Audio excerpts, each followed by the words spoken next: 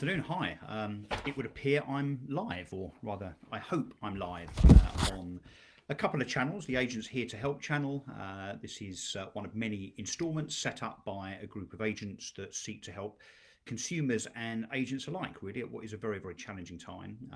And this is also being promoted on my Facebook pages, my Russell Quirk at Keller Williams page, and also Moving Home Advice, which is a consumer site that I'm involved in. But the main function of this really is just to talk about a number of things, and three things in particular that I'd like to talk about in the next kind of 20 or 30 minutes or so. First of all, a market update. The market obviously being somewhat uncertain, somewhat choppy, it's fair to say at the moment. So I'd like to kind of put some flesh on that insofar as where we are right now, and to deal with facts rather than speculation. And I'll come back to the importance of that in a second. So we'll talk about the market. Also want to talk about the indexes, the various house price indexes that make up that market, or rather the barometers to that market. And then the point of this really was also to talk about the main theme, which is to how to choose an estate agent.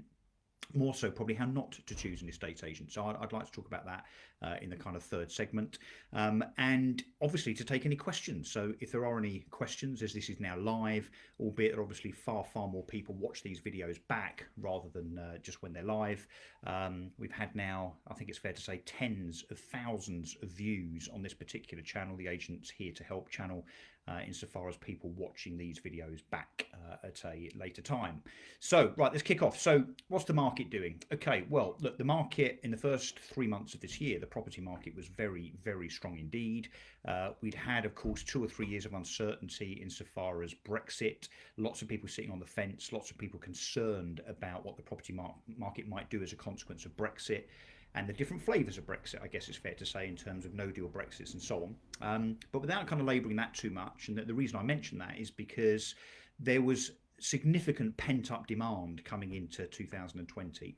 And as a consequence, the vast majority of estate and letting agents would have called with the fact that January, February, March this year were very strong. So very, very strong in terms of sales inquiries, viewings, and so on, and indeed listings.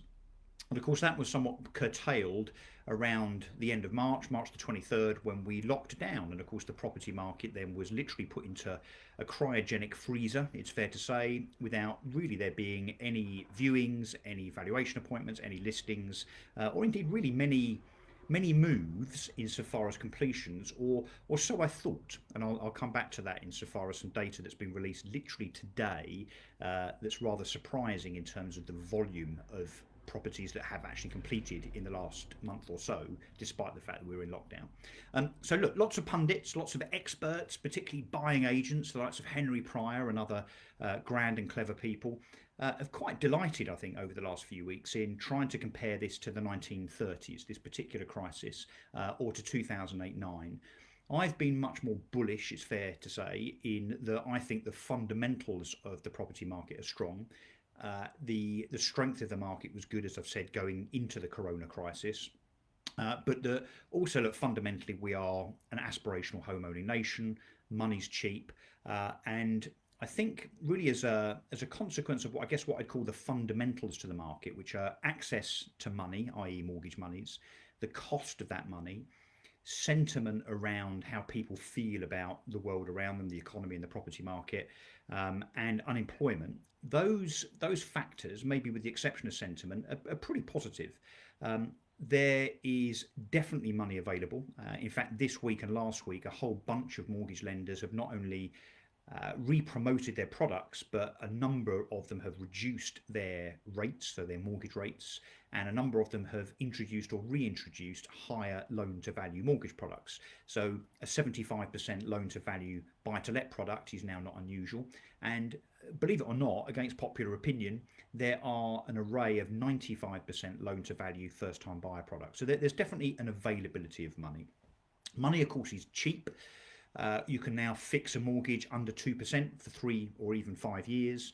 So that's the cheapest mortgage rates we've ever seen, which obviously then fuels affordability, because even if house prices go up, if they go up by 50%, but it costs you half as much as it would have done 10 years ago to actually borrow the money, then obviously you're in a better place. So those kind of fundamentals, as I keep calling them, are pretty apt and pretty compelling, I think.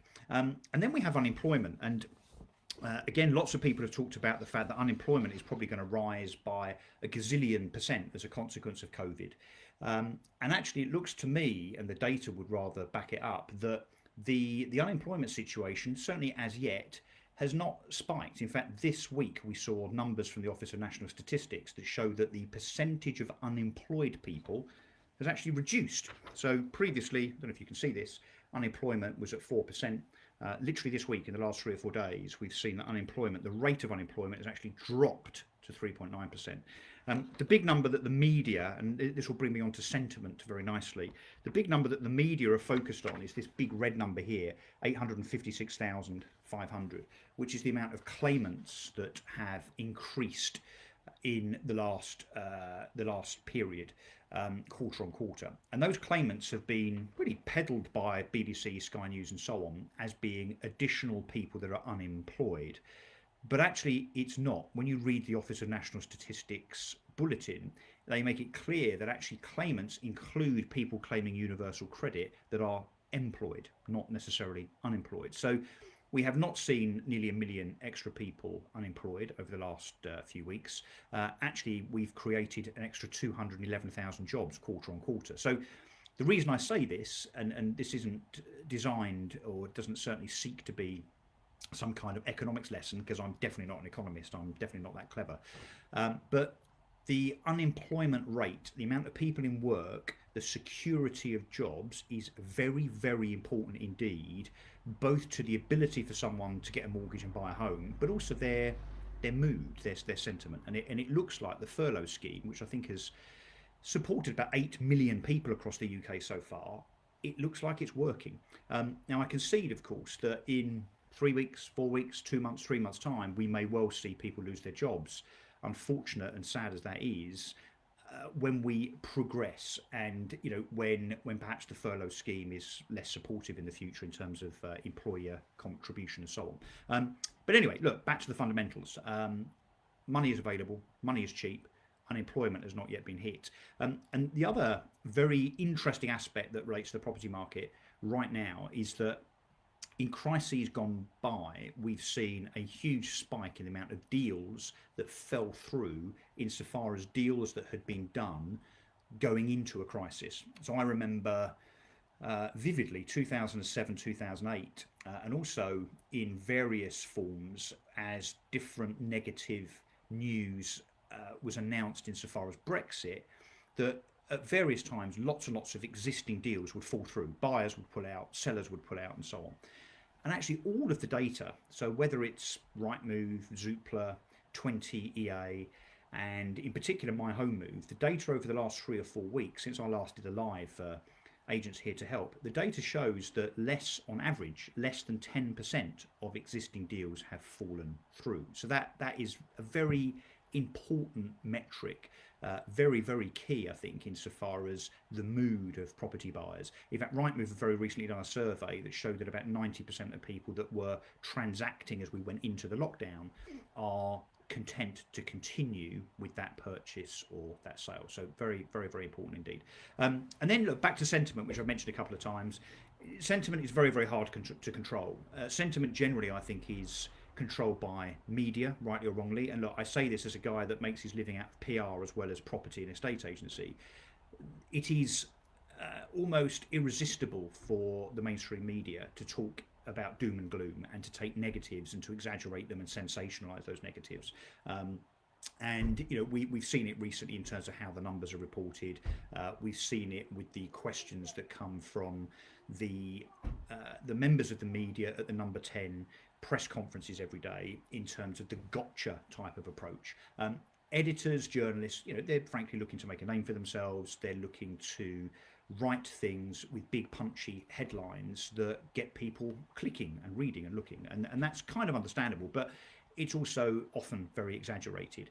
I actually think that even though there's been a lot of exaggerated negative sentiment in the mainstream media in recent weeks, that the editors now will start looking for positive news. And I've certainly seen a number of press requests come through to my PR firm at Propaganda asking for positive stories, positive stories, people that are staying the course in terms of continuing with their purchase or their sale, or people that have happily exchanged and completed during lockdown and so on. Which actually brings me back down to a point before I forget. The number of people, the number of transactions that are actually completing right now, I mentioned earlier. So typically about 80 to 90,000 properties complete on a monthly basis. And in April, given all of the shenanigans of coronavirus and the government regulations around the estate agency sector locking down, you would imagine that almost no completions would have been transacted during the month of April. When actually the opposite is almost true, in that whilst transactions, of course, were substantially down, I think if I said to you normal is 80,000, you might have a guess at there being five, maybe 10,000 transactions during April, bearing in mind at a time when removal firms weren't operating, estate agents weren't operating, and so on. Believe it or not, the number of transactions that completed in the UK from a residential property perspective were 46,000. Now, that number was announced today by the Office of National Statistics. So 46,000 transactions during the month of April, which was 56% down on April 2019. So, of course, it's terrible, it's bad, but it's not nothing. And it's not a market in calamity. It's not disastrous. And I think just really shows the resilience of the market in terms of the fact that there were lots and lots of people, despite doom mongers and everyone saying that property prices are going to drop 25-30%. Clearly, they didn't believe so, and half the market continued, and the rest of the market that sat on the fence, it looks like, are going to continue with their transactions. So the upshot of this last 12 minutes or so of me remonstrating about the property market is that I believe that the market is going to come out of COVID very strongly indeed, and I think that pent-up demand, cheap money, lowish unemployment, albeit higher than of course it was 2 or 3 months ago, are the fundamental aspects that are going to underpin a fairly strong recovery. And I do not subscribe to the view, as some seem to have done, that we're going to see a 20-30% drop in property values. For that to happen would necessitate a world event in property terms that we've simply never ever seen economically. And of course, look, I accept saying that COVID is something that we haven't seen probably since 1918, and not even I'm old enough to remember that insofar as the Spanish flu. But you would have to have no demand. You'd have to have almost complete unemployment. We're not going to see that. I said in my last live, I think, which was 3 or 4 weeks ago, that we might end up emulating the Chinese market, which had recovered extremely quickly from lockdown, literally within days. Transactions being completed on once again. And it looks like that's happening here. So anyway, so look, that's the market. You can disagree or agree with me. I have lots and lots of arguments on social media about this. I even bet Paul Champlina, my good friend, who is the founder of Landlord Action and also is, I always get this the wrong way around, but I think it's Slum Landlord's Nightmare Tenants on Channel 4. He's the presenter of that. We had £100 bet on a Zoom podcast last week. I said that in 12 months' time, house prices, according to the Nationwide, will not be lower than they are now. He laughed and said, no chance, they will be. So I've bet him £100 to a charity of his choice. House prices will not be lower in 12 months' time than they are now. So if you agree, let me know and comment perhaps. And if you don't agree, have a pop. And look, I'm sure we can have an interesting debate about my facts versus your speculation. Right, so next, property indexes. Let's talk about these. So Rightmove House Price Index, which comes out every month, or maybe not this month, which I'll discuss in a second. Office of National Statistics, Halifax, Nationwide. A whole bunch of statistics as house price indexes that come out every single month, and there's a whole bunch of them. There's 6, 7, 8 of them. And what we're going to see over the next few months is a real mishmash of reporting. On a monthly basis, you're going to have the Nationwide and the Halifax reporting probably in broadly similar terms, the ONS quite different, and Rightmove quite differently too. And I just want to explain kind of why that is, and that we might have to take some of the data that the media report in the next few months with a bit of a pinch of salt. Not because the data is not valid, but here's the thing, because the data often that is reported upon from the different indexes, i.e. Nationwide versus Halifax versus Office of National Statistics, which is government, and Rightmove, they all use a different methodology. So for instance, Nationwide and Halifax, they use a snapshot of property values based on mortgage applications just 2, 3, 4 weeks ago. But there's often a skew. So for instance, the Halifax have a skew towards home buyers and properties being sold in the north. The Office of National Statistics numbers, so the numbers that come out from government, which used to be called HM Land Registry, but are now ONS numbers, these came out a couple of days ago. Well, you'll see here, they're for March. We're already in May. But not only is there that 2 month lag, which obviously takes these out of sync with the Nationwide and the Halifax, but these numbers from ONS are based on completions. So properties that have actually sold, legally completed, and the move has taken place in March. Now, when you think about how long it takes for a deal to get from offer through to completion, it's typically 3 or 4 months. It means that these deals being reported on here were actually deals that were done in November or December 2019. Whereas the deals that the Nationwide talk about, maybe a few days later in their index, are deals that were done 2 or 3 weeks ago. So what you're going to see in the coming weeks and months is mass confusion. And you're going to get, depending on what the numbers are from the different indexes, optimists like me grabbing the positives. So I would argue here very strongly that if the government is saying that house prices are still up 2.1% year on year, and actually the Nationwide are saying they're up 3.7%, and in fact went up between March and April by 0.7% this time. And the Halifax still saying that house prices are up 2.7% year on year, albeit there was a drop of 0.6%. You take my point that there's going to be confusion reigning, and actually what we need to do is kind of take a breath and and try and really analyze each index on its own merits based on each individual index's methodology, because they're all different and they will actually contradict each other. And then the Rightmove index, the last 2 months, the Rightmove index hasn't even reported prices because there's not been enough data. The reason there's not been enough data is because this index works on asking prices based on properties listed for sale in the previous month. So not sold prices, so it's not buyer sentiment, it's seller wants and needs. It's the enthusiasm reflected in the asking price that the seller and the agent have placed on that property. You see the difference. There's a difference between what the seller hopes he can get and what the buyer actually pays a month, 2, 3 months down the line. So as a consequence, although there's no numbers in this report because it's the most recent one with no numbers in it, as I say, typically the average asking price from Rightmove is kind of late 200s, was actually, according to the Halifax, the average sale price is £238,000. According to the Nationwide, it's £222,000. I'm probably not helping here, am I? Adding to this confusion, but it's very important, I think, at a time of financial, house market and economic challenge, that we really understand that not all data is the same, I guess is my point. Right, okay, look, I've got probably 5 or 10 minutes left. Any questions from the people, the millions of people that are watching this, feel free to jump in. Let's just talk about agents. Now, very briefly, the way to choose an agent, surely, is to get a list off the internet of all your local agents, ring them all, find out what they all charge, and go for the cheapest, obviously.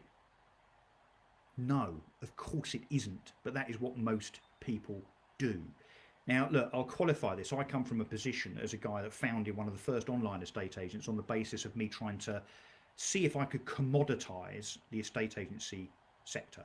So could we just take property transactions and charge a flat fee and treat everybody the same and give a decent service, but actually charge much, much less?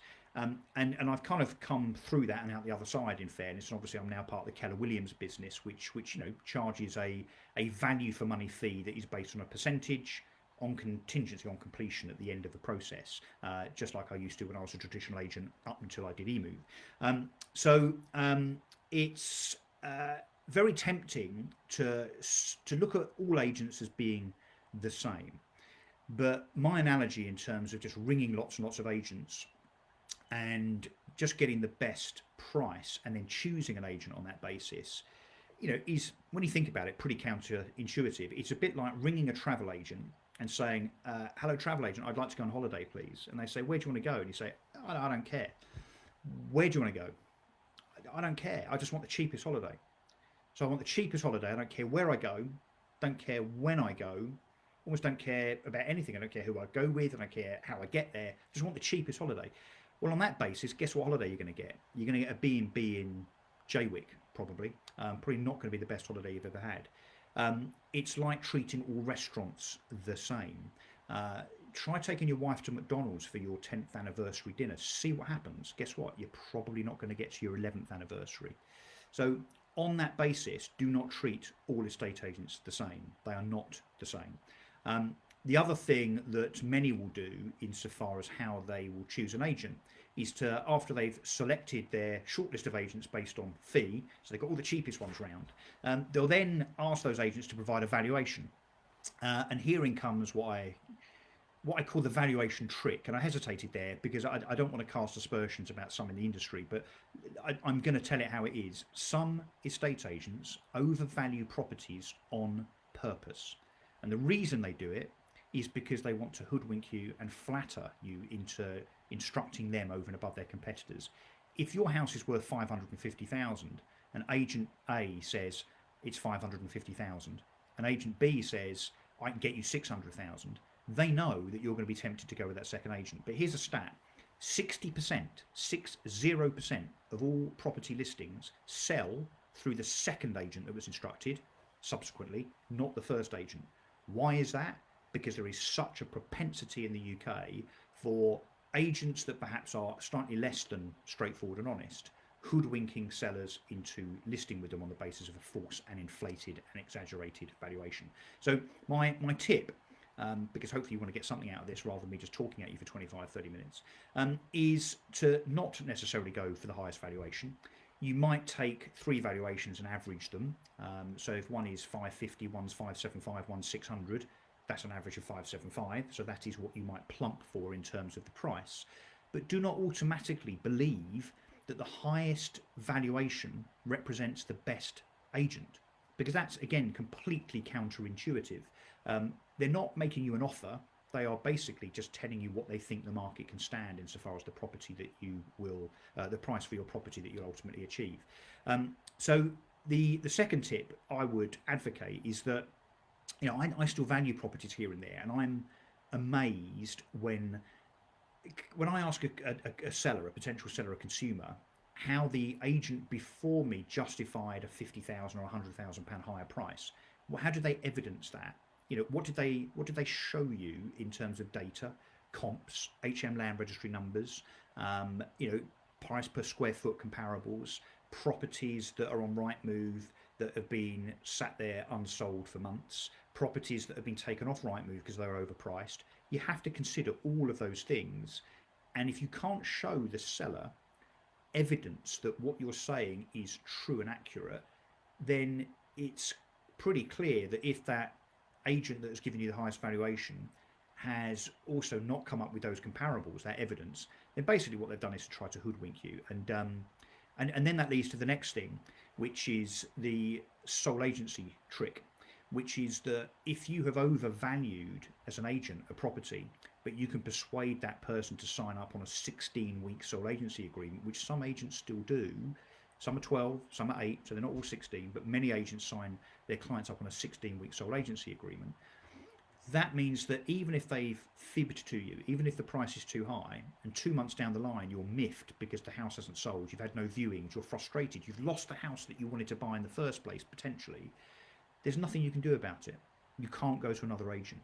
And this is known, I'm afraid, by some agents: overvalue, tie you up into a long sole agency contract, then push you after a month or two to reduce. So you're miffed, you're unhappy, but you have to stick with the agent. You reduce your price, you eventually sell. It's very messy, it's not a nice experience, but the agent still gets their commission. So my advice is to watch out for that, and not to fall into the trap, as many consumers do, in that they go for the cheapest fee and the highest valuation. What I would suggest in terms of looking for an agent is that you look at their board presence, so how many boards do they have locally. And when I say boards, I don't mean for sale boards, because agents can list properties and not sell them all day long. That is not a sign of a good agent. An agent that has a predominance of boards nearby and a predominance of sold boards is probably a good agent. And ultimately also an agent that comes recommended. So an agent that a friend or a relative has used, where that friend or relative says, John at X or Jane at Y was fantastic and really looked after me. Even if they're going to charge you a little bit more, I would choose that agent, because you are going to be with that agent probably for 6 months. So from the point of the valuation and the listing and the viewings, and ultimately hopefully a buyer being introduced, getting through sales progression, maybe the buyer pulling out and the agent having to introduce another buyer and then go through the process again. 4, 5, 6 months is pretty typical. You want a relationship over that 6 months, surely, with an agent that is good, that is honest and is transparent and does the job.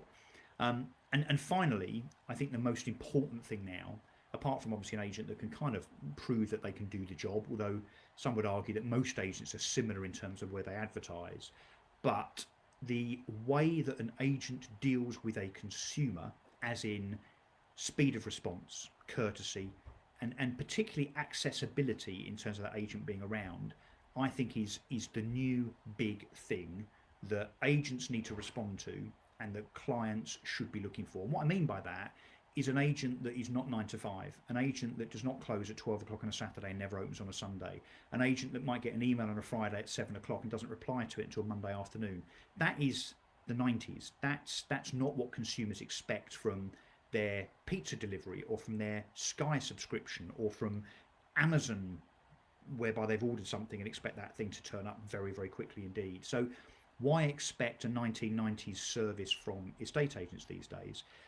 Frankly, now I think estate agents as individuals need to be almost 24/7. I mean, I certainly, if I have clients that contact me at 8 o'clock in the morning, I respond. I had a client the night before last that rang me at 9:20 in the evening, but they've got 3 properties on the market with me, and I value the relationship and I know that they're busy, so I answered the call and had a half an hour conversation with them at 9:20 till 10 to 10 the night before last. That is what I think consumers should be insisting on now, particularly in a world post-COVID where we're all working odd hours and some of us are working from home a bit more than we were and so on. Life's kind of been turned upside down. So as a consequence, I think we should all be expecting more for agents. But for the agents watching this, as a consequence, agents need to be better too. Some agents will respond to that as individuals, and some agents that are companies will respond to that. We don't live in the 1990s anymore, and so therefore agents should not deliver 1990s service anymore, nor should the consumer expect a 1990s service anymore. Okay, look, I'm done. That was what have I done? I've done 28 minutes of monologue, raving and ranting and opinionating. Sorry, someone's just commented, flattery instructions, good advice. Thank you, Louise Jeffries. So look, I'm done. If you do have any queries, any comments, you can do so and place them either on this particular feed, when obviously this video goes as a recorded video, or you can contact me at Russell Quirk at Twitter, or on my own Facebook page, or indeed on LinkedIn, 3 places where I have most of my arguments. Anyway, look, thanks for watching, and until next time, and thanks, it's been fun. Cheers.